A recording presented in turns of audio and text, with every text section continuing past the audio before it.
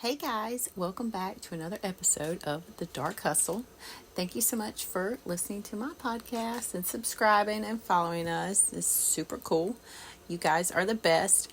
Also, if you are not a member of our Patreon, what are you doing?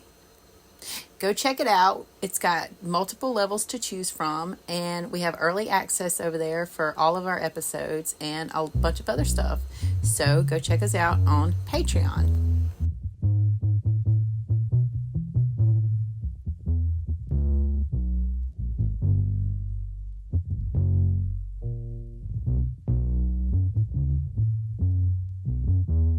Yeah, I'm in North Carolina, which it gets pretty hot here, but not like Texas heat. Yeah. We get hot and humid. Yes, yes. So let me just go ahead and get started into this. So you guys are, you and your wife, you are a all-around trainer, and your wife is a vet. Mostly correct. So I basically just train for the ranch classes now. I Mm-hmm. used to do a lot more of the all-around stuff, and everything for me has just focused the last several years on specifically just doing the ranch classes. And then, yes, the second part of that, my wife, yes, she's an equine vet, works out of a place called Great Plains Oh, in cool. Arcadia. And it's a really, really nice place to work, and she got good boss and good staff over there, and like she really enjoys being over there. Yeah. Now, are you guys in Oklahoma or Texas? Where are you at? Oklahoma. So we're in a Oklahoma. little town called Jones, which is about 20 minutes northeast of the Oklahoma City Fairgrounds. Yeah. So Now, we're are y'all super born and close. raised there? I am from here, yes. I'm was born in Edmond, which is just north of Oklahoma City, Oh. and but Grace, she is originally from Birmingham, Alabama. So what did you do to pull her out of Alabama? Well, she came here. I didn't get her here, but I kept her here once I found her. She came out here after vet school. She Oh, moved out cool. here to do an internship year, and then she ended up staying out here, and we met shortly. Well, we met kind of at the end of her internship year, Yeah. and then she ended up staying on with that clinic as an associate, and the rest is history, I guess, as they say. But Now we already talked about this before. So you are primarily ranch now, but you do come from, I believe you said you came from team roping into all around into ranch. kind of backwards. What So kind I of, started off. I started off. My parents raised and trained and showed Appaloosas, and yeah. so that was my childhood. Was And they are not crazy, by showing. the way. No, there's some good ones.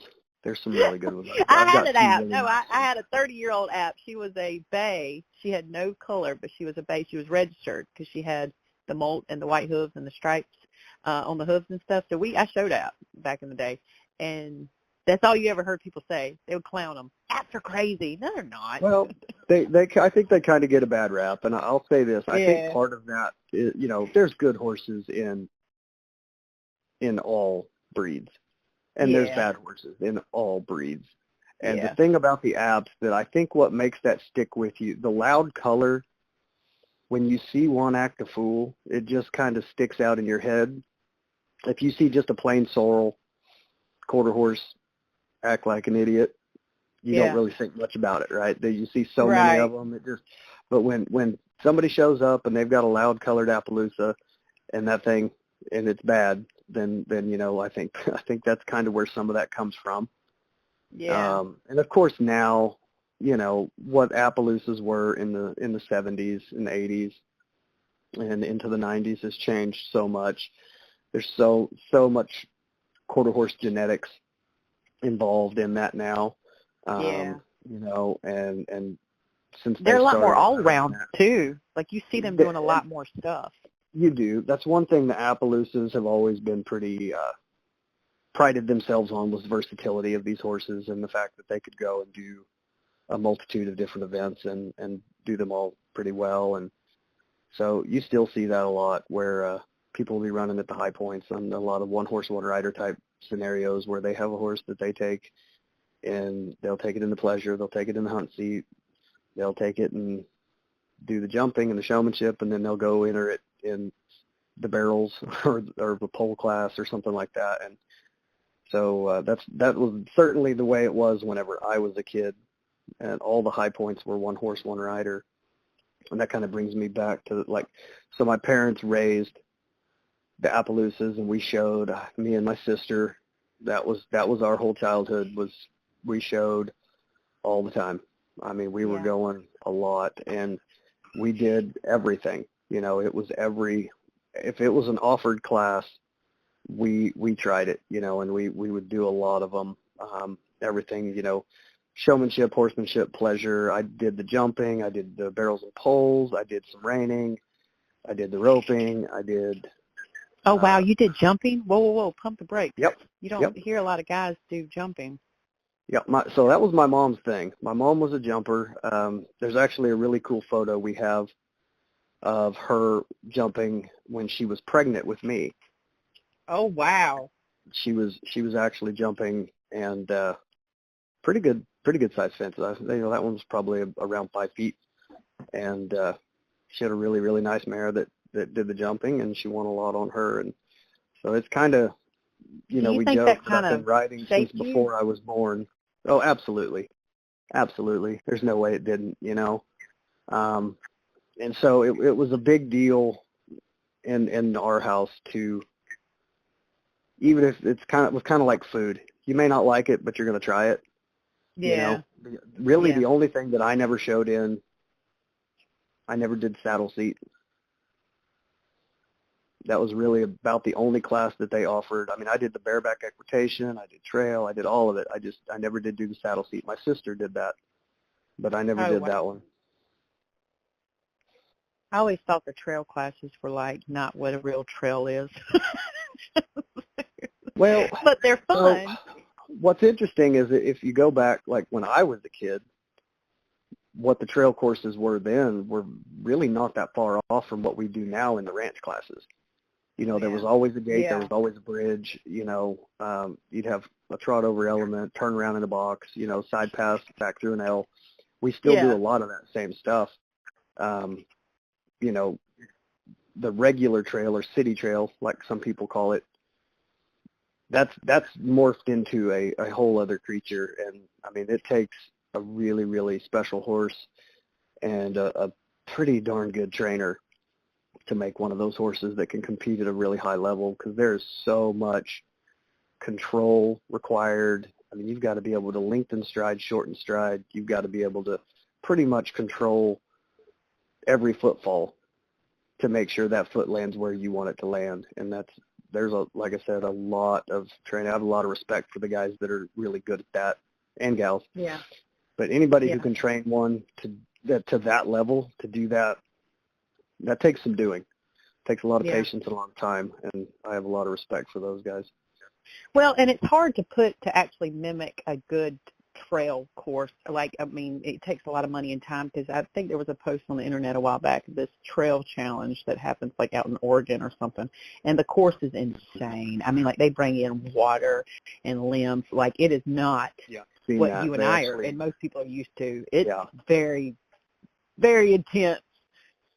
Yeah, it's pretty much an outdoor scene brought into that indoor arena. Yeah. I mean, they bring in dirt, and they plant trees in there, and they build a creek through it. And I mean, there's hills and little rock ledges that you have to go down, and I'd be curious to know how long it takes them to set that up. I bet that's a 2-3 week deal leading into that to get all that done. They must have that's what I was just saying. Like your normal show already takes a long amount of time now. You can't afford, you know, and an association can't afford to spend 2 days to put on, you know, what you think would be a trail. But then again, the trail classes that we're talking about, just your like city trail, like you said it, they're still hard. They're not, you know, it might look easy, but they're still hard. Oh yeah. I mean, if you want to challenge yourself at some point, just pull one of those trail patterns from like the World Show and just try to memorize it. not even just doing it, just remembering it and where you have to go and where everything cuts back through. I mean, they're very long, and there's a lot to it for sure. So you grew up, your parents are all up into the horse world, and so you were around it growing up, but I believe you said that you went into team roping first, right? As I got older, that was kind of, late teens and all through my 20s and most of my 30s. That was kind of the main focus for me, was team roping, going to rodeos and the bigger jackpot ropings, things like that. I kind of stepped away from the horse show world there for a while. To be real honest, mostly just because as a 20-something-year-old, I couldn't afford it. Yeah. I mean, it's very expensive, and I just kind of having to make my own way in the world, and it just wasn't something that I could afford to do. They didn't have near as much opportunity for payback money as they do now. Like that was one thing. I could go and I could do the rodeos and the team roping, and I could win money back, and so it wasn't 100% just out the door as a loss. And so that was really the main reason I kind of steered that direction, was really just lack of opportunity to do it a different way.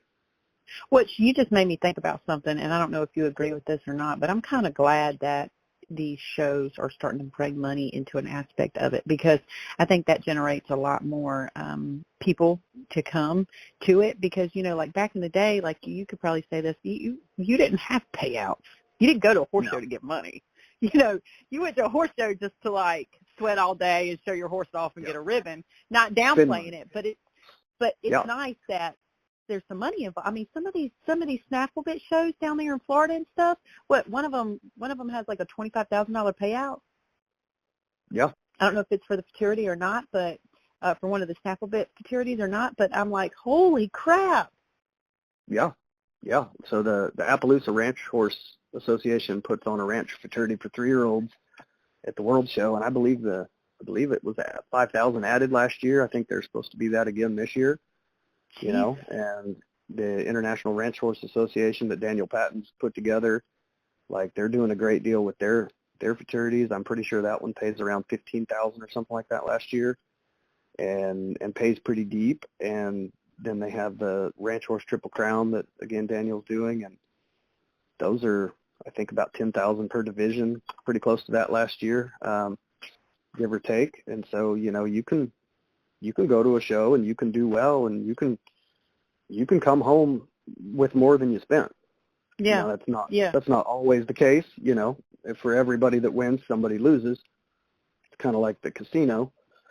But at the end of the day, you do it's at least a possibility, and for many, many years, there were a few halter futurities and a few 2-year-old fraternities and snaffle bit type deals, but nothing nearly like what we're looking at today. And the money just across the board has grown, and the reining, the cutting, cow horse, all of it, the ranch, and even just your regular show classes. I mean, there's so much more money available, and it's really great to see, all of that. That's all sponsor money. That's all people pulling together, trying to build the industry, and companies being willing to step up and put up money. And that's really encouraging to see that the industry is moving that direction, and it's definitely a positive trend.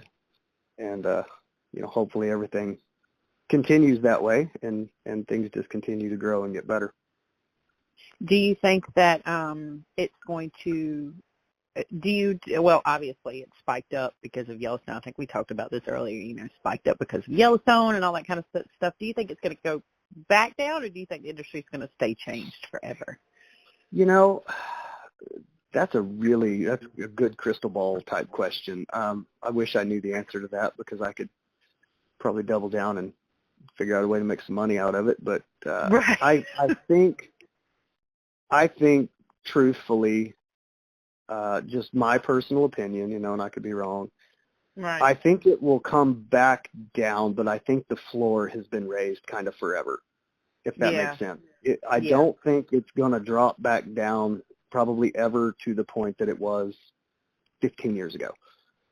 You know, I think that we have lifted the floor enough that it's still going to be good. I think what you're going to see is, you know, instead of 105 entries in the, you know, at the World Show in the amateur, you're going to have 65, you know, or 70. I think it'll drop, but I don't think it's just going to completely fall apart, if that makes sense.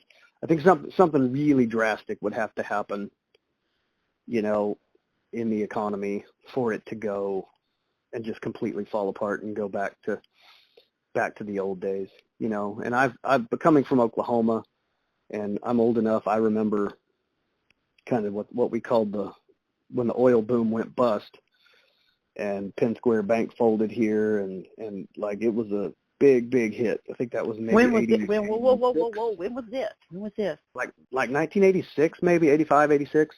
I was young, but my mother, she had a business. She's an accountant. She had a firm that did a lot of oil and gas accounting and stuff, and so we felt that really hard when all that happened, because it just, so many of the independents went out of business with that, you know, and Right. the big companies, massive layoffs, and it was a big hit. And for Oklahoma's economy, you know, the oil and gas industry, that's the big one for us here.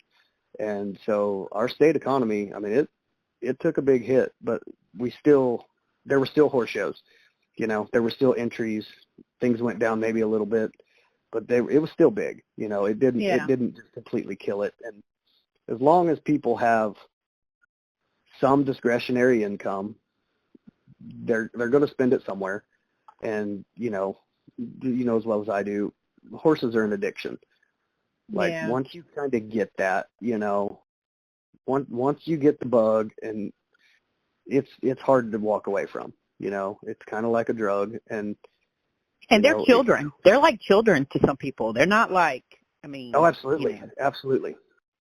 absolutely. There are people. There's an attorney here locally that her entire business is setting up trusts for horses and dogs, like animal trusts, so that when people leave money, they leave it in the trust, name a trustee, and then the trust pays out for board and vet care and whatever farrier whatever it needs to pay for in perpetuity till it either runs out of money or till the animal passes.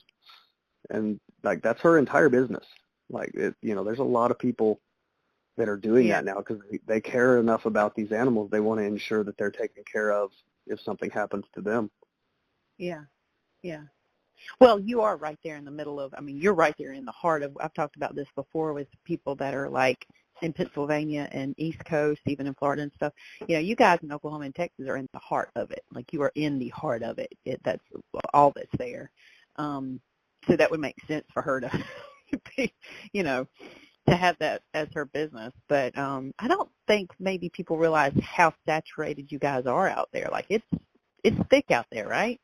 It is. There are a lot of horses, and there are a lot of horses doing a lot of different things out here. You know, the barrel racing here is huge. The team roping is huge. The mounted shooting is really big out here. Of course, all your traditional horse show stuff's big out here. You know, with the AQHA World Show being in Oklahoma City, that draws a lot of people into that deal. But really, you know, I've kind of been around seeing every different aspect of this, and you know, I'd love to see some statistics on it, but I think the ranch stuff has probably been the biggest growth that we've seen. The reining really, I mean, it's doing well, but it's always done well. And, you know, it's growing for sure, but the ranch, I mean, we're looking at like a lot of these shows are doubling in numbers year to year to year. You know, so what they went several years, and they might have 20 entries. Now they got 40, and, you know, next year maybe 50 or 60. Like it's just the uptick in the ranch stuff is really big. And I think that's because it's accessible to so many people. Well, yeah, we talked about this before now. You and I talked about this. I completely agree. It's expensive to ride cutters. It's not. I'm just gonna be honest. Reiners are kind of the same way. It's not a cheap hobby to ride reining horses.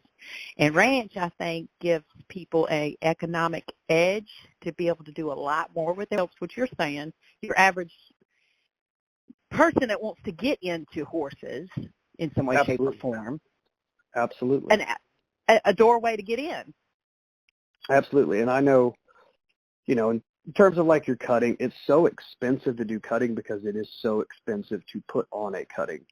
And it's expensive to train cutting horses. Just the sheer number of cattle you have to have is, and that costs money. And there's not a great way around that. I love cutting. I think it's a really fun thing to watch. But again, it does take a little bit more money to kind of go that route. The reining, kind of same deal. I mean, you have to have good footing.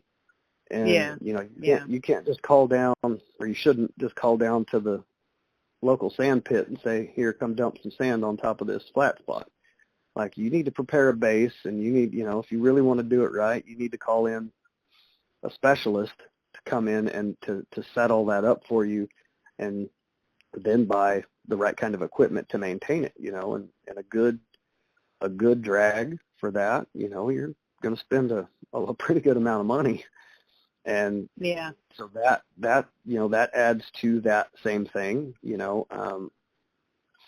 NRHA, they bring in Jim Kaiser to do their big events and to get the footing right. And that costs money, and, that's all just part of it, but that also is reflected in the payouts, the reining payouts and the reining and the cutting.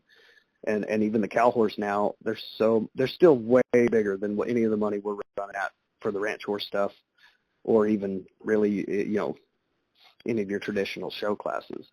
The halter fraternities have got some pretty big money in them now, but it's still not touching like what your fraternity winners are going to win for the cow horse, the cutting, or the reining. Trending that way. But the other thing is those events, they do take a certain amount of physical ability, physical fitness. And I have riders doing the ranch stuff. My youngest is almost 7, and then my oldest is 68. And then everywhere in between on that spectrum. And so there's not a lot of things out there, not to say that someone at 68 can't go do cutting or can't go do cow horse, because they certainly can, and they do, but it's a much smaller pool of people who at that age can physically go and do those things. The ranch classes allows people to continue to be active, to continue to participate in the horse industry, and in a way that is fun. Showing the ranch horses is fun, and for the most part, a really good group of people. I mean, everywhere we go, the people that show in the ranch classes, they seem to be super down to earth, and, everybody kind of gets along. And, I was having a conversation. I was just at the Pinto World Show, and I was talking to Sid Zacharias. And he's the trainer that's kind of up towards Tulsa. And we were sitting talking about it, and, both of us kind of have the same philosophy on it, is that we're not there competing against each other. We're there kind of competing against ourselves, and it's with ranch riding, scored class. So we're trying to improve on whatever we laid down at the last show. We're going to try to improve on that and do better at this show. And we were both talking about kind of the camaraderie within, like, especially within the trainer group, like, if one of the other trainers goes down and just really lays down a good run, I mean, the rest of us, we're not like sitting over there going, oh, dang, like, I'm not going to be able to get around that, or that's going to be hard to beat. We're kind of more like, dang, that was good. Like, good for you. Because it's hard. There's so many, there's a million different little things that can go wrong in a ranch riding pattern. And one thing gets you into a penalty, and you can go from first to nothing real fast. And so when somebody goes out and they really attack a pattern trying to win something, and it all comes together, like, we know how hard it is to make that happen. And I think we all kind of root for each other a little bit in that way. Mm-hmm. And, you know, because it's a rare thing when you see a flawless, perfect pattern where everything was just on point. Yeah. Now hold on. So you were you were doing this at the Pinto World, right? Now the Pinto World is strictly, it's not strictly ranch related. Obviously they have pleasure and hunt seat. They have all kinds of stuff going on out there, right? Yes. This is just the ranch portion of the Pinto World, right? Yeah. Okay. Yes, ma'am. Okay, that's what I was thinking, because you got me to thinking about, you mentioned the International Ranch Association, and then, you know, the American Ranch Horse Association or whatever, and they have their own world show and stuff like that. The incentives that are set, doesn't Daniel have a couple of incentives that he's placed within the paint? Yeah. Is that right? Within the, so that show runs in conjunction, like, kind of inside the paint world. Okay. Yes, this is what I want to know. and the Ranch Triple Crown. So those all run at the Paint World Show, which just started. And so when you go there, there's a 3-year-old futurity that is part of the International Ranch Horse Association. You can also enter what they call the Ranch Horse Triple Crown, which is ranch riding, ranch rail pleasure, and ranch trail. Each one of those runs as its own class, and then there's an overall. So if somebody were to go win all 3 of those, there's an additional. It's like winning the Triple Crown, basically. So then there's an additional payout for that. Oh, and cool. what they've done on that is they've kind of mimicked what some of the other industries are doing, and so there's actually like stallion owner incentives and things within the futurity and the Triple Crown stuff. So if you are the owner breeder of one that somebody else owns and they show it and they win, you're still going to get a check. And so that adds a whole other layer of incentive, you know, trying to promote people maybe thinking about actually breeding horses specifically for these events. You know, currently the majority of the horses, excuse me, the majority of the horses that you see showing now, a lot of them started as reiners, started as cow horses, and for one reason or another weren't going to kind of cut the mustard, if you will, in those venues. Typically it's because they're either kind of lacking in one particular skill, or they just don't have enough. Like they're just not dynamic enough. They don't have a big enough motor, don't have enough run, whatever it may be. You know, I've seen several that have kind of crossed over that, you know, really good lead changer, really good turner, terrible stopper, just not a good stopper. Right. You know, that's kind of one deficiency, but the way that we stop these horses for the ranch horse classes is not nearly the same as what they do. So if you just can have a horse that, you know, maybe will kind of ride up to it and make a good move and just go to the ground pretty hard, but they don't have to travel anywhere. They don't need to slide, you know, 30 feet. In fact, you don't really want them to, because a lot of times that's a stop into a turn at a lope off or something like that. And if they have an excessive amount of slide, you got a problem. Right. And so it's actually discouraged a little bit for them to go at a stop like that. But there's a lot of them. So how long do you think you need as a trainer to get you an overall, a pretty good, like on a scale from 1 to 10, like an 8-ish ranch horse, all-around ranch horse done? Like how long do you normally take, depending on, of course it's all dependent on the horse, you know, and how fast they move and learn and things of that nature, but on average, how long does it normally take you to get one? That's a tough thing to answer. Again, you know, like you said, they are all individuals and they all come along at a different pace. And then the question is, you know, did we start this horse as a 2-year-old, you know, and did it come where we started it in January, or did it come and we didn't get it till August of its 2-year-old year and get it started? But my typical rule of thumb, this is kind of what I tell my customers and I tell my amateur riders. If you have a green horse like that, say you got 2 or 3-year-old, you can really expect that you're probably going to need to campaign that horse,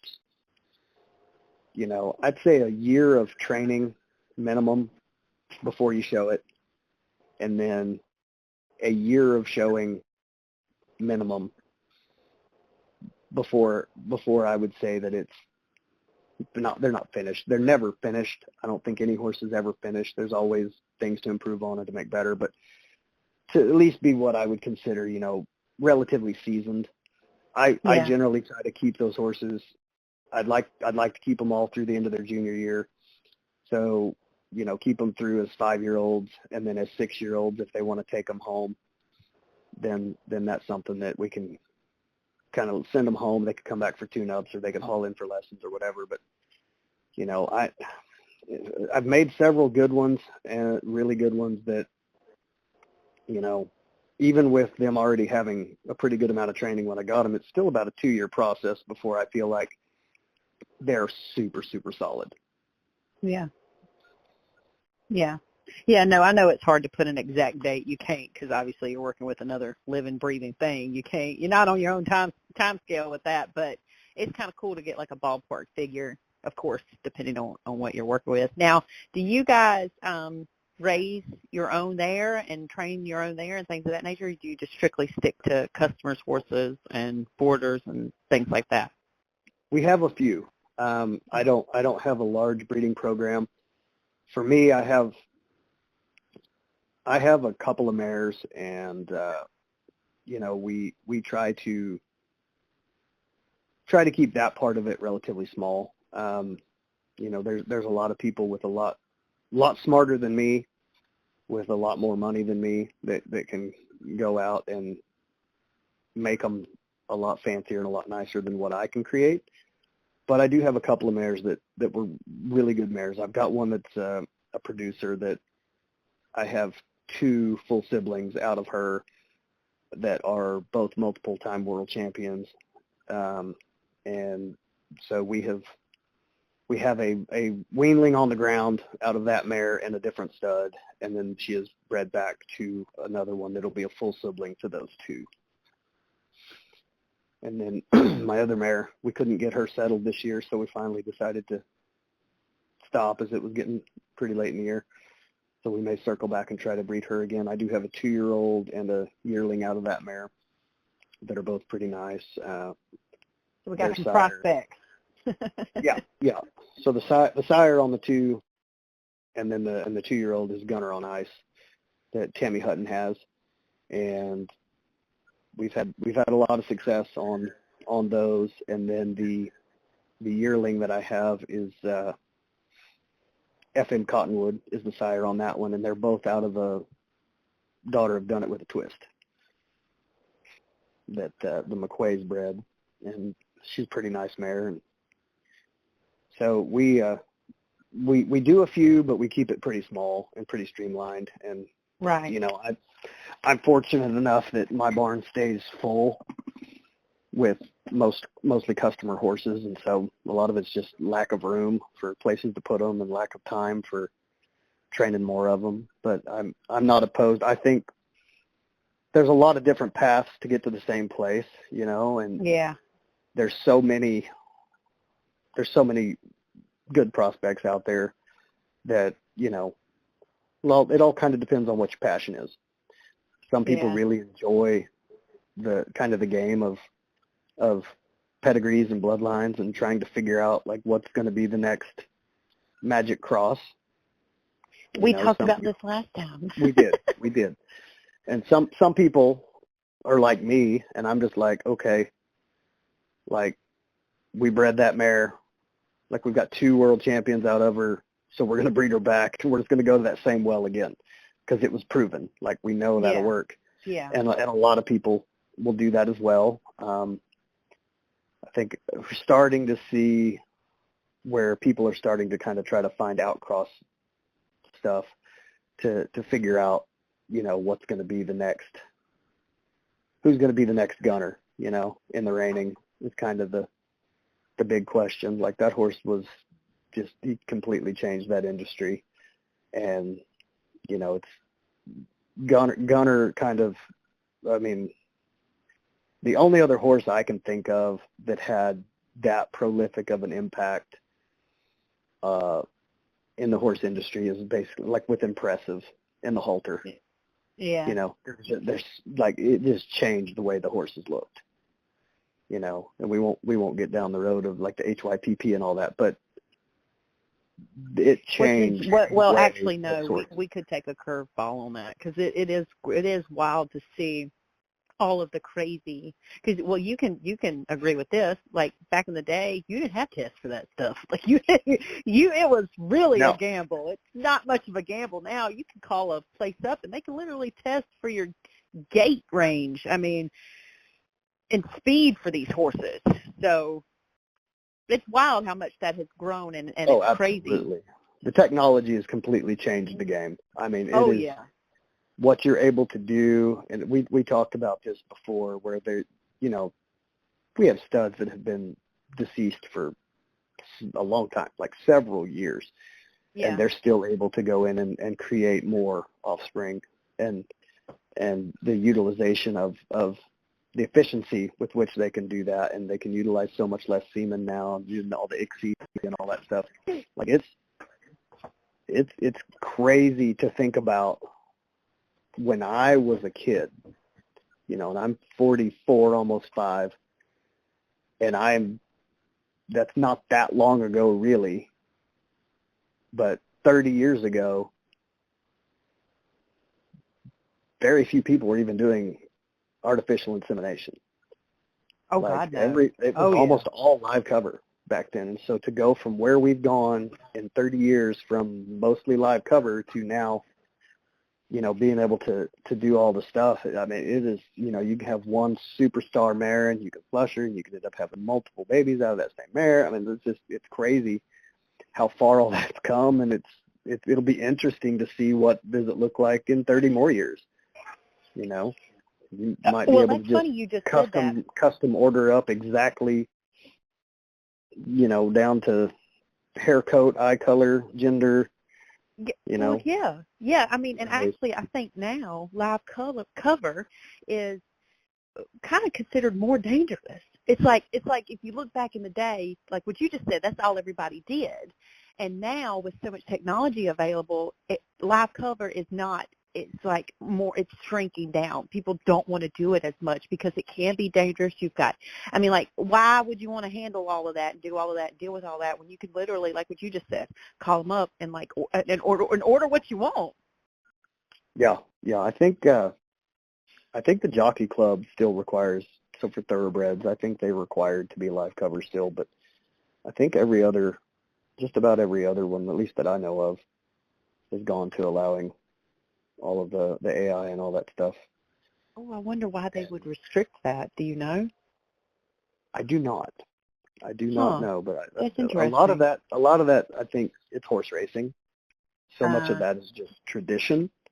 Oh, yeah. Okay. Everything's tradition, and that's just the way it was done, and the way, it's hard to change, when it's like that.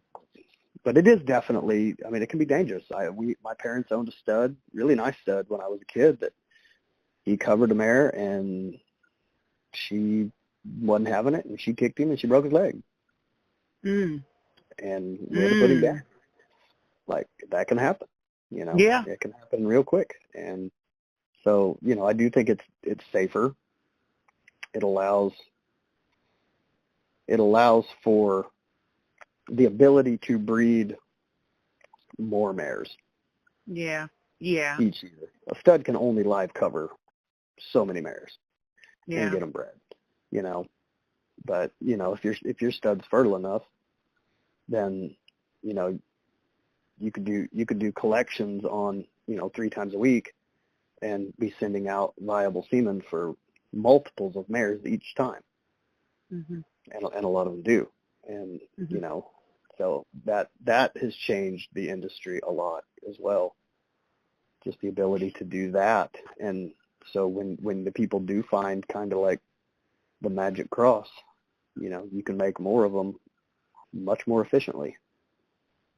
Well, yeah, that's like we were like you were talking about when we talked last time, how are you to know what's going to be that next amazing animal that's going to change the thing, the industry altogether? And I mean, how are you supposed to know? And even mares now, I think it's really cool that mares are getting a lot more recognition than they did earlier in the industry. In the times where you grew up and I grew up, nobody really cared about the mare. I mean, not saying that like mean or anything, but it was not near as much emphasis. Whereas now the mare is way up there in value in regard to these, when people are picking out studs and picking out what they're going to do and stuff, which is super cool. Yeah, I personally believe it's the more important of the two. Mm-hmm. Honestly, in my opinion, I think what kind of mare you're working with is far more important, and I could go into detail on why, nature, nurture, all that kind of stuff, because the mare's, then you got both. The mare's the one that raises that baby. The mare's the one that's going to either, be a good mom or not be a good mom. No, you are right. No, you're very, very right. I would like to hear what you think about that, because, and the only reason why I say this, because I don't have not nowhere near as much like history or experience when it comes to breeding horses, but we did breed the one that I rode my whole life and raised her, and they will reject a foal. Like you can have some bad mamas out there, and her mama ran her ragged. We ended up having to just like separate them. And I don't think people realize that can happen. Oh, absolutely. And I've seen it go the other way too, where the mom is a good mom, but she's so passive that you've got this little terror of a foal that just paws her and rears up on her and bites her and kicks her and, just is relentless in how it behaves. And when the mare doesn't kind of put that foal in its place, you got a foal that then has those tendencies. Issues.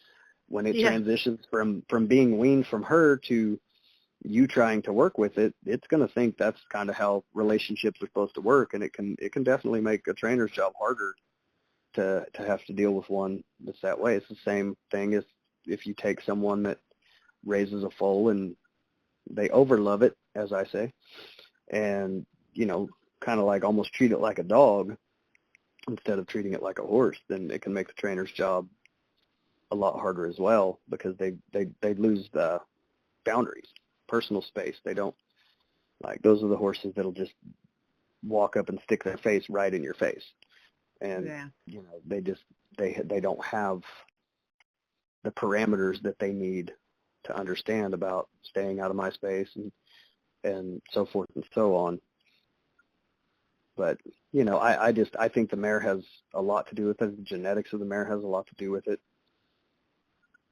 We've also kind of reached a stage where there are so many good stallion options that it's easier, in my opinion, to find a quality stud to breed to than it is to get your hands on a quality mare. Yeah. Those are harder to come by. That. Mm-hmm. Those are harder to come by. And the industry recognizes that too now. I mean, you can buy embryos. There'll be people that have a mare and, she might have won out 100,000 or whatever, and they'll sell embryos. Because you can't afford a mare of that caliber, but you could afford the embryo and put it in a recip mare. And that's kind of becoming a thing that we're seeing more and more in the industry as well. But I think there's been some really good mares over the years that probably did not get nearly as much credit as they should have. But I think part of that, is it's the marketing. You have to market these stallions, and there's so many of them and so many people invested in the success of these studs that the marketing machine kind of gets in there. And that's just what you hear all the time is, breed to this stud, his babies did this, it won this, blah, blah, blah. And so it kind of makes you think about that aspect of it more, because that's what you're hearing more. Yeah. So That's very true. I think the mare power is a big deal, in my opinion, for sure. Yeah. Well, and that's funny you brought up the recip mare.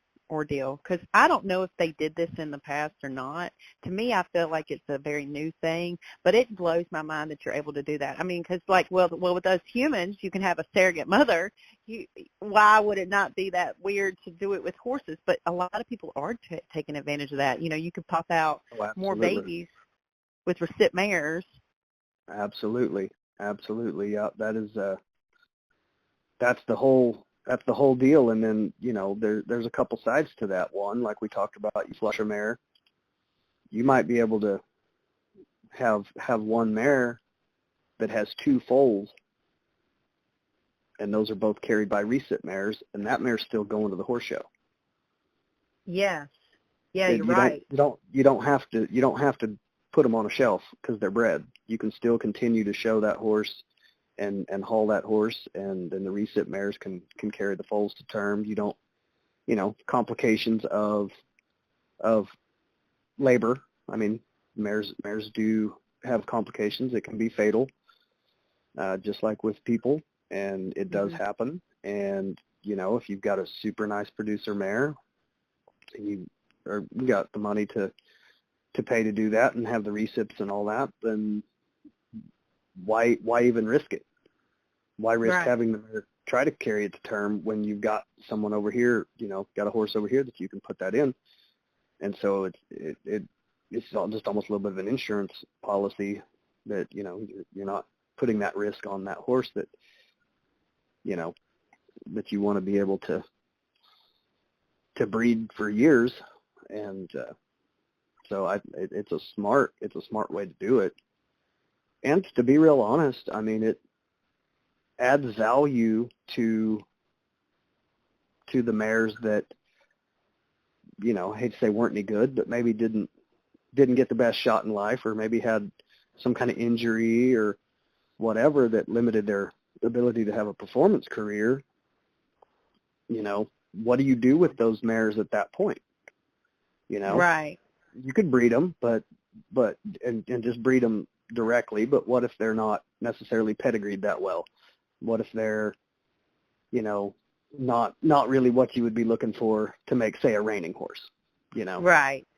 I mean, and there's several that use all kinds of different breeds as well.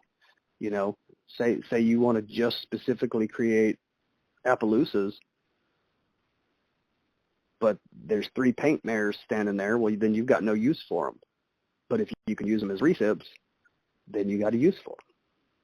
Right. And so, it's not necessarily a bad thing, and it takes those mares. And I've yet to meet anybody that had a bunch of recip mares that didn't take really good care of them, because they're carrying really expensive babies most of the time.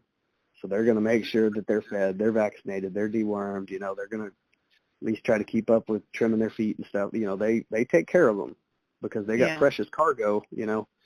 If you don't take care of the host, you're not going to have a viable foal. And so, those mares get a pretty good life. They get taken care of, they get fed well, and you get everything that they need. And, that prevents those horses from, a lot of those might end up on a feedlot somewhere, Well, yeah, and now you just made me think about something, with what we're talking about, and I don't want to lose my train of thought, but back to Gunner and back to, how do we know what's going to be the next best thing, whether it be a stud or a mare? What bloodlines do you see now that are out in the show pen, getting dirty and showing?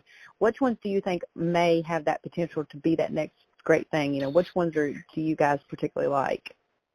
Well, that's a tough question too, because it kind of depends on what avenue you're talking about. Or if you're talking about like the Gunners, truthfully, a lot of the Gunners don't make the best ranch horses because a lot of them aren't very nice lopers, and that's nothing against them. They're great reiners, they're huge stoppers and all that, but they don't necessarily always carry themselves at the lope the way you'd want one to. And so, for what we're doing within the ranch stuff, there's a few different things. The Magnum Chick Dream horses are usually really good lopers, and that's one of the things we look for. Spook's Got a Whiz. There's quite a few Spook's Got a Whiz that are doing really well. SG Frozen I've Enterprise. seen that ad. Yeah, SG Frozen Enterprise. That's one that Mm-hmm. has been making had some babies that have been starting to do well within the ranch classes. But I mean, it really kind of comes from all over. There's not. It's still new enough that there's not any one sire that's really kind of stepped up as like the go-to, you know. So in order to be able to kind of to guess which way that's going to be a hard thing to forecast. And you know, it's going to be somebody out there has a plan, and you know, several somebodies have plans, and they're going to kind of go probably try to breed specific down that route. And then you know, we talked about this before with the way the industry is now. I mean, it's not enough to just have a stud that won something. Right. They got to have won something. They've got to get proven as a producer. You know, nobody wants like the Secretariat deal where, you know, Secretariat won everything and his offspring didn't hardly win anything. He was a phenomenal horse, but not a great sire. And we've seen in the past where there were some of these horses that won less, but then ended up being really good sires, right? Like maybe they didn't win 300,000, but they turned out to be really, really good sires. But now it almost seems like we're at a point where it's you got to kind of have what I call the Trinity. They gotta have won a lot, and they've got to be a producer. And then the foals, you also then have to have like the movement. Like, and even in the reining, there's a trend starting to go towards rewarding quality of movement. Yeah. So when they come down and do their small, slow circle, they want it slow, but they want it to be a true 3-beat lope. And, you know, they're going to reward those horses that can really lope slow, but really lope correct at the same time and not get 4-beaty and shuffly. And so, you know, they kind of have to have all that and pretty. I mean, we're at a point now where they got to be pretty. If you want to have a shot to win, you know, you're not seeing a lot of just plain sorrels winning like we did, you know, back in the 80s. And, you know, a little bit more so in the cutting. I think you can get away with that because just the way that job has to be done. I mean, again, a million things can go wrong when they're trying to show on like at the cutting fraternity or something. But, you know, it's just the aesthetics have always mattered, but I think they're starting to matter more and more and more and more because they have to have some way to separate out. You know, it's not nearly as hard from a judge's perspective to place a class of 20 as it is to place a class of 100. Right. You know, there's got to be something that makes that horse pop and stand out and gets that judge's attention when they see you ride in the pen. They go, oh, look at that one. And it kind of gets them almost anticipating, waiting, hoping that this beautiful horse is actually going to work that well too. Yeah. Yeah, because you can't, I mean, pretty is as pretty does. Oh, for sure. Yeah, you got to make sure that it's not just pretty. But that's funny that you say all of that because, you know, like from the pleasure perspective of it, like we talked about earlier, you know, the outfits and stuff versus what's kind of required in the ranch world, I think that's what is making, and not just that, but the movement of the horse. You know, back in the day, pleasure horses didn't move natural. They still don't. But I think that the ranch environment and show is a lot more, you know, people want to do it because the horse can be a little more natural and there's not so much pressure to have to spend, you know, what did we say, $30,000, $25,000 on a saddle and an outfit, which is insane. And yeah, it can get really pricey really fast on that. You know, some of those Gail Chavez or Harris saddles, I mean, they're very expensive. And then, you know, with the show outfits and then all the girls, they're like, oh, they wear it once and they win something and there's pictures and then, oh, I can't wear that one anymore. And so then they like swap with a friend, or they, there's a lot of resale He's of not that kind wrong. of stuff where they buy it and they sell it. Yeah. That's a whole thing. I mean, I know some girls that have some stuff and they like rent it out. They rent out those show clothes because it is very expensive, and it's very much, That's a good idea. it's very much one of those things where you can't just keep showing like I do. So I show in a black shirt a lot, and I've got several of them, but I kind of stumbled into that, like in the ranch riding. I was just kind of wearing whatever for a while, and then I wore a black shirt, and I won at a really big show. And so then the next big show I went to, I made sure I wore that same black shirt, and I won again. And so then it kind of snowballed into this thing. I'm like, okay, so in ranch riding, I wear a black shirt. It just seems to be a good luck deal, right? But I can do that in the ranch class. I can do that in the ranch class. You're not going to see where this, a girl's going to show up and win the horsemanship at the Quarter Horse World Show every year wearing the exact same outfit. Like, that's probably not happening. And, so much of that is, again, about the visual aesthetics and all that. But it can get very expensive over there very, very quickly. And, the ranch is not, the ranch deal, I always tell everybody, you can spend as much as you want to in the ranch. Right. I mean, you can get real pricey if you want to. But you don't have to. I have had clients that come in, and they've got a saddle that's functional. It doesn't look bad, but it's not fancy, but it gets the job done. And they might have paid $2,000 for it, and or bought it used for $1,500 or something, and it does what they need it to do. For me, as long as it fits your horse well, and it's made out of quality material, that's really about all that matters. It's not necessarily that it has to be a certain brand. I have a preference that I use because it fits most of my horses, and most of my customers are riding those saddles and stuff now. But that's more my personal preference, and not necessarily to say that one's better than the other, but that's what I like and what I have found has worked for me on a variety of different horses. And I've got Apps, I've got Quarters, I've got a Morgan over here that she's built different than the stock type horses, and these saddles work kind of across the board for me pretty well. So that's what I go with. Well, I mean, like I was going to say, just because a saddle is $20,000 doesn't mean that it is what.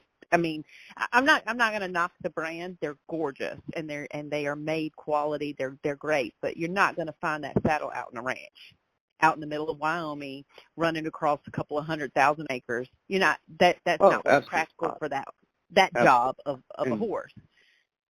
So they're not any less. They're great. They're still great, if not probably better for functionality. Sure. Well, and the thing is, you got to remember, if you're going to show in the ranch classes, especially if you're going to do any kind of ranch trail, you're going to scuff that saddle. And so, whatever you get, it's going to get marks on it. It's going to get some scuffs on it, and it's not going to stay looking pristine and brand new forever. And really, I think in the ranch, you don't want it to. Right. When you ride into the pen to show in the ranch classes, I think your chaps should look like they've been worn before. Your saddle should look like you've been riding for a while. Like, if everything looks brand new, then it's very obvious when you ride in there that you are also brand new. Right? So it lends a little bit, it lends a little bit of credibility when you go in there and you look like you've been doing this for a while, and so but I encourage my people to invest their money in quality, like buy quality headstalls, quality tack, quality saddles.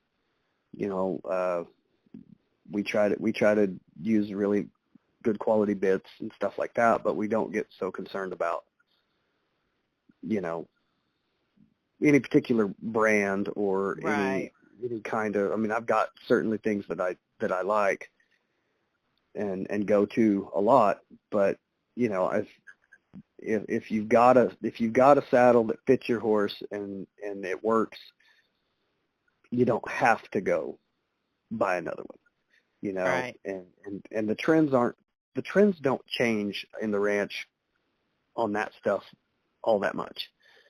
You know, it's not like in the all around world, you'll see where for several years everybody's got a light colored saddle, and then it'll start to change, and then everybody will have a real dark oiled saddle, and then it'll kind of transition, and it just ebbs and flows like that quite a bit. And you know, and you'll see there'll be little periods where they're almost completely covered in silver, and then you'll see where, you know, they don't have quite as much silver. It's a little more modest or whatever, and that stuff just ebbs and flows, and it kind of, those trends kind of just go around and change. And Yeah. you know, but for the ranch stuff, it's, you know, Kind of like the passion part of it. yeah, I mean, and, you know, for the ranch stuff, the biggest thing is that you need to go in there with functional equipment, Mhm. you know, and have your equipment adjusted properly and look like you know what you're doing. You know, don't let your back cinch hang down 2 feet below the horse's belly. Yeah. Don't have your breast collar so loose that it's hanging over the points of the shoulders and restricting their movement, or rubbing a bald spot on their chest.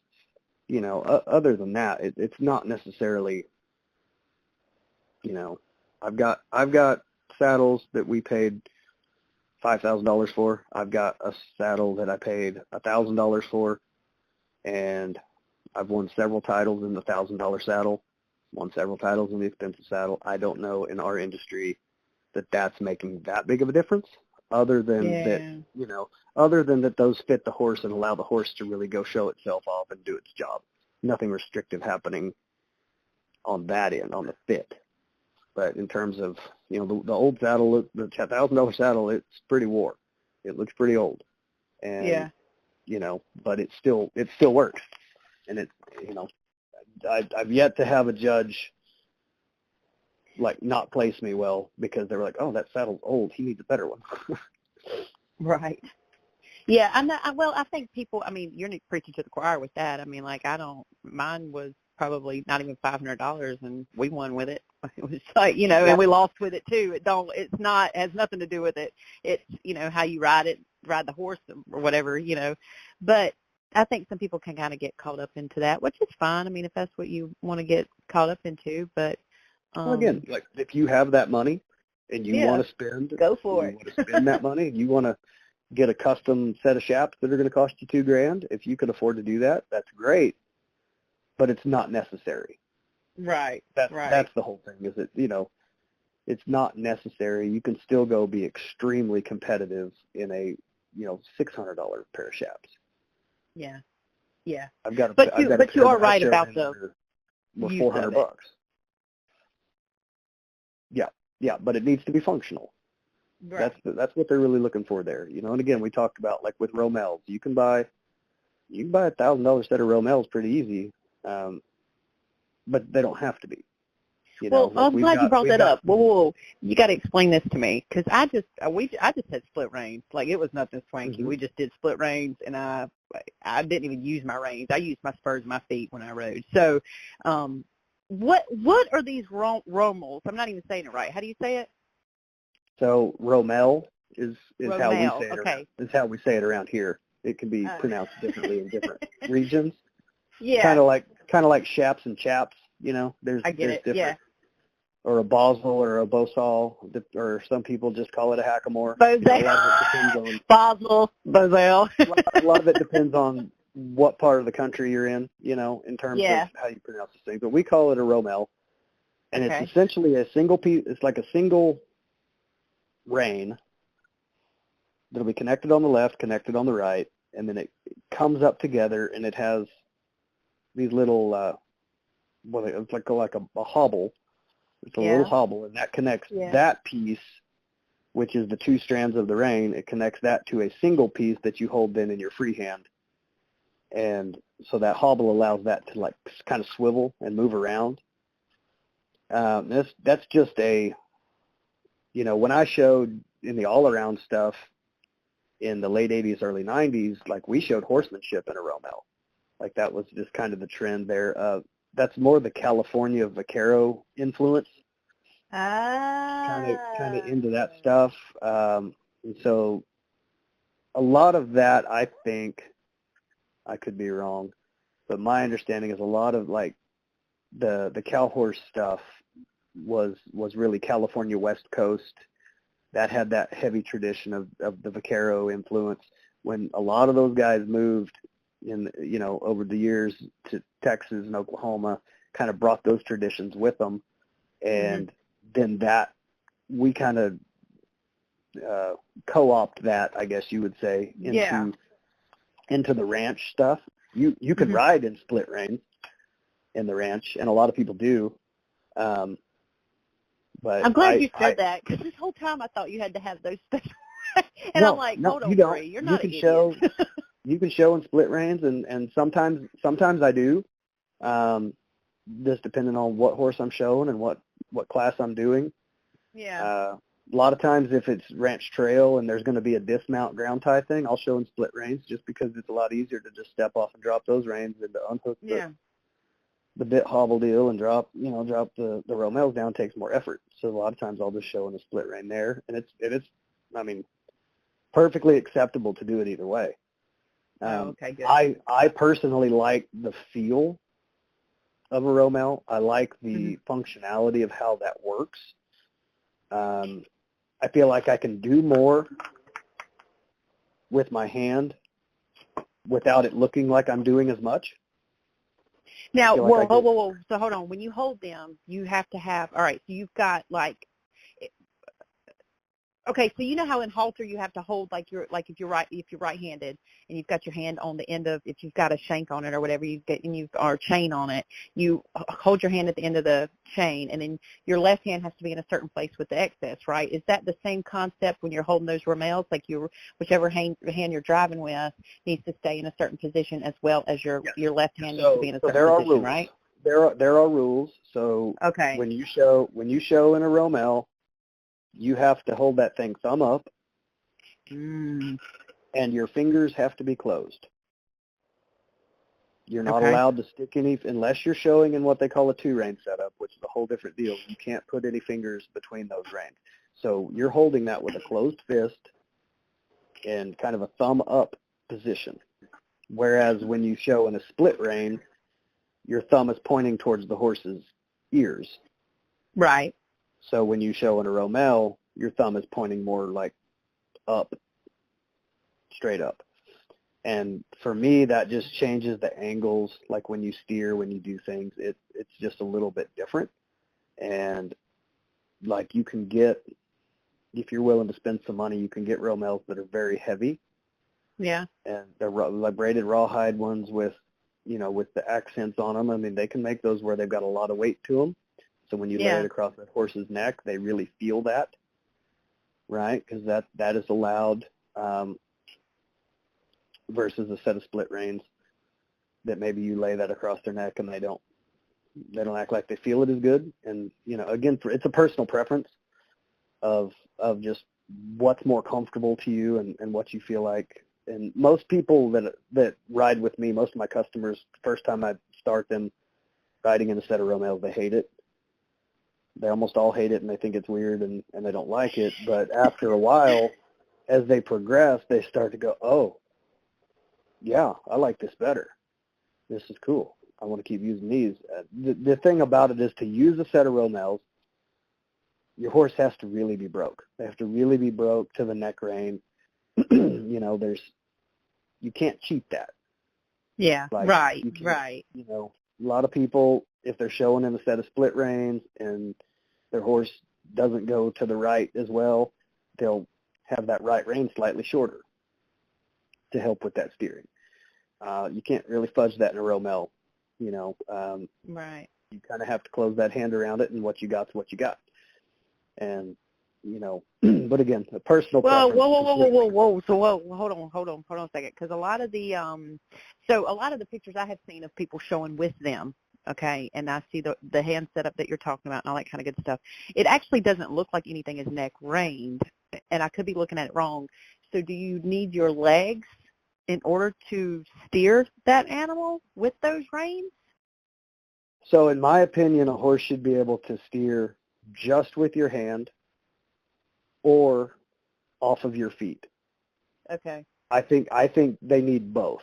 I try to teach Okay. my horses how to follow my legs, follow my feet, but I want to be able to override that system at any point and just take a hold with my hand and have that be enough. If you only use the leg cues and you don't teach the horse to truly neck rein, then when I put a kid on it that's 10 and hasn't been riding 6 months, they can't get it to do anything. Right? Yeah, So the horse needs to learn the neck rein, but then you refine that down and you teach them how to move with your legs and off your feet and your distribution of your weight and things like that, little tricks that we all use. But the basic ability to just move off the neck rein is still there. What it does is it creates a scenario by using your legs and your seat and your feet and all these things where you don't have to use your hand very much, and then that makes that horse appear to be more broke. Right? The less it looks like the rider has to do, the more it looks like the horse is broke. Right. That's what I was seeing it as. I was like, okay, Yeah. well, if their hands And aren't they are. moving. I mean, they are broke. It's not like it's an illusion. They are broke to be able to do that, to get one to move off and go around. It'd be like riding bridleless, to get one to follow around and just ride with your legs. Like, they have to be broke. So it demonstrates the amount and the level of how broke that horse is I guess the better way to phrase that. Yeah. All right. Now, let me ask you this. Now, I know that you and your wife have won quite a lot. You guys have won quite a lot of stuff.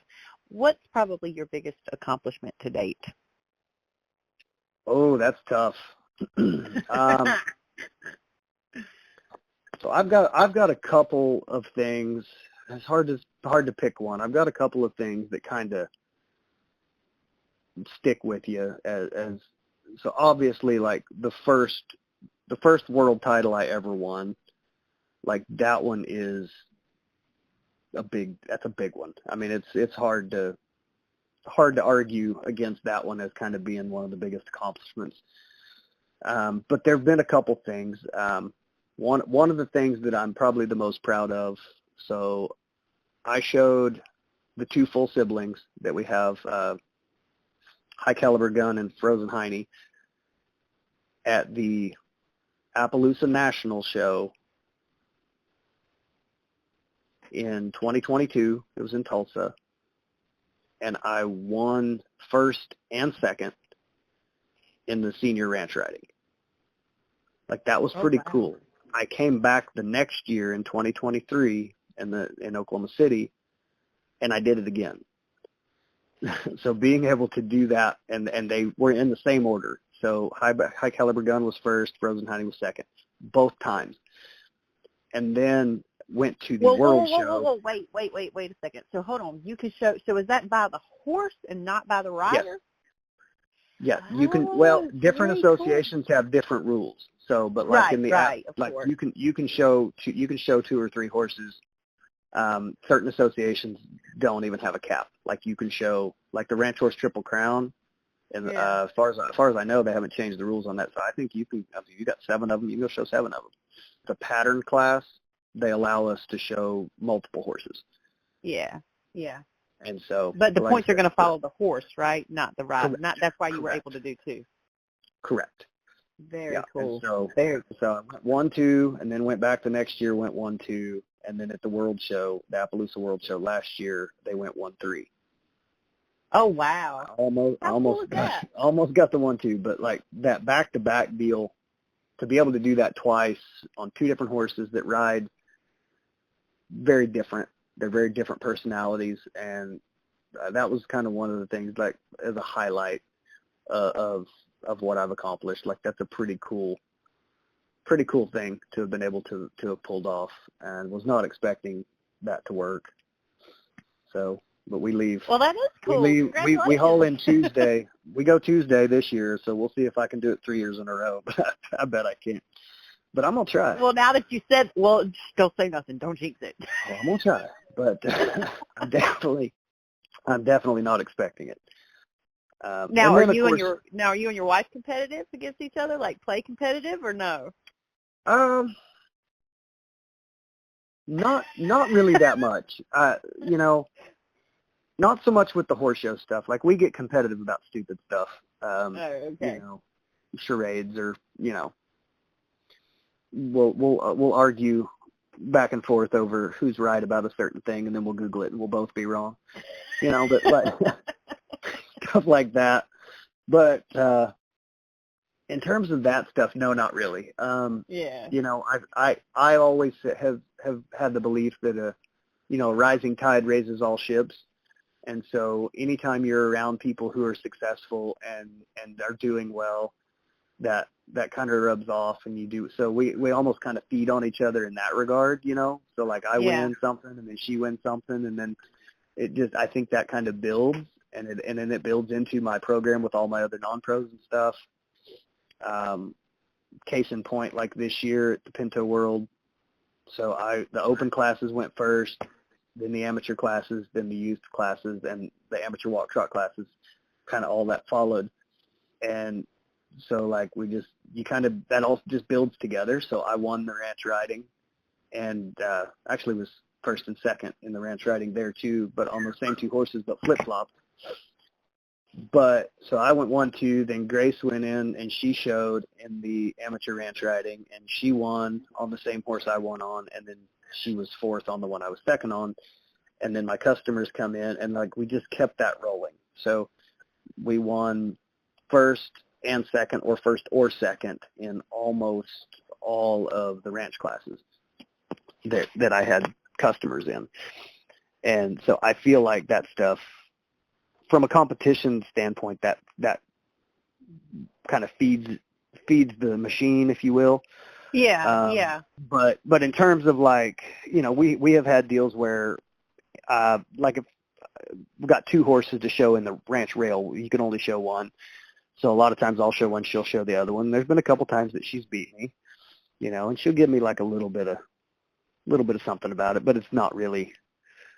We're not really like that competitive with each other. We kind of see ourselves as being a team in life, and so when she does something great, I'm happy, kind of vice versa. And then, if anything, we're probably more critical of each other at this point. Like we'll go down and, like I won that deal at the Pinto show, but one of the things in the class, I was like, that was not super great. Like it was okay, but I had a really kind of a bad transition on one, and I came out and I was like, that transition was bad. And she's like, yeah, it was really bad. And then, she came back and she won. And the first thing I told her when she rode out, I was like, you didn't push for enough extended lope. She's like, well, I won. But, so we kind of have that relationship now where we have high expectations of each other, and so we push each other, and we will critique each other for sure. But it's not necessarily a competitiveness between the two of us. I mean, you have to have somebody that's willing to be like what you guys are, even if you win, like, hey, that's great you won, but by the way, this needs to be here, and this, needs to be here. So that's a good thing to have. Absolutely. Yeah, and even though she's just an amateur, like she's been doing this, well, I think she's been showing in the ranch classes since like 2014. So, I mean, we're 10 years she's been. Oh, wow. So she's picked up stuff, and she's able to watch, and she knows what it's supposed to look like and what it looks like when it doesn't work right and all that. And so, she's a good source of feedback. And so wait, has she been doing the ranch longer than you? She actually started doing the ranch classes before I did. I was still doing a lot of team roping and stuff.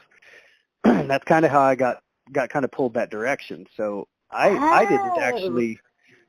didn't really actually start showing the ranch stuff until 2017 or 18. I kind of played around a little bit on a couple horses we owned. Didn't really get serious about it until like 2020 is kind of when I started getting serious about it. And then from there, it's just snowballed. And I tried real hard to send her off. I sent her to a guy that trains some ranch horses, and I sent her down there for a little while, and then I sent her to Bud Lion for a little while. He had her mare for a couple of months, and then she was going and taking lessons and stuff. And, I tried real hard to let somebody else do that, mostly because was worried about, the coaching, the wife, and all that dynamic. Yeah. And I've seen that go poorly in the past for other people, and so I tried to avoid that as much as I could. But it finally just kind of got to a point where it was like, okay, I got to help you do this. And then of course, like with COVID and travel restrictions, and some of the shows happened, some of the shows didn't happen, and all that. And so, kind of at that point, I just kind of took over that role as being the primary trainer and doing all that. And then, like I said, it just kind of went from there. Well, it worked out good. I mean, but that is a good, Yes, it did. good thing that you said. That could be kind of a detrimental thing depending on who the people are. Sometimes. Well, I go back to, Chris Dawson, I heard him say this, and it just always has stuck with me since I heard him say it. He says, you should never teach anybody you've seen naked. And, that goes for your spouses, it goes for your kids helping parents, like that whole deal. Like kids can't learn from their parents very well, and spouses don't learn from each other very good. And, it's a good philosophy to live by, I think. He is not wrong. He is not wrong. Man, that guy has so many good sayings. Like he should write a book of just like one-liner sayings. Like he has so many good ones. Don't teach anybody that you see naked. Yeah. I'm gonna have to write that down and hold on to that because that's pretty good. That's like they say. Don't. There's a one good saying that goes, don't shit where you eat, and Yep. it just kind of goes to show where you've got to be able to separate kind of work from personal, and that's one of the reasons why I don't show. And a lot of people have asked me if I was going to get into it and stuff of that nature. And since most of my work is associated around people that show and in the horse industry, I feel like it would be a conflict if I took that time to show and do that kind of stuff. And it can be. So that's always stuck in my head. Don't shit where you eat, or don't eat where you shit, Keep that stuff separated. Either way. Yeah, either way.